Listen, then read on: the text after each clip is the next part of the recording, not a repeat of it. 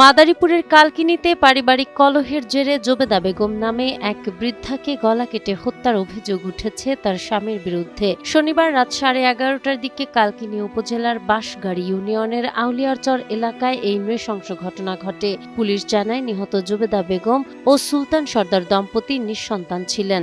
এ নিয়ে তাদের মধ্যে দীর্ঘদিন ধরে পারিবারিক বিরোধ চলে আসছিল। এরই সূত্র ধরে রাতে ঘুমন্ত স্ত্রীকে ধারালো দা দিয়ে গলা কেটে হত্যা করেন সুলতান। খবর পেয়ে পুলিশ ঘটনাস্থল থেকে নিহতের লাশ উদ্ধার করে ময়নাতদন্তের জন্য মাদারীপুর 250 শয্যা জেলা হাসপাতালের মর্গে পাঠায়। একই সঙ্গে হত্যাকাণ্ডে ব্যবহৃত অস্ত্র জব্দ ও স্বামীকে গ্রেফতার করা হয়। পারিবারিক ক্ষোভের জেরে বৃদ্ধ বয়সে এমন নৃশংস হত্যাকাণ্ডের ঘটনায় পুরো এলাকায় তীব্র চাঞ্চল্য ও শোকের ছায়া নেমে এসেছে। এ ঘটনায় অভিযুক্ত ঘাতক স্বামী সুলতান সর্দারকে আটক করেছে পুলিশ।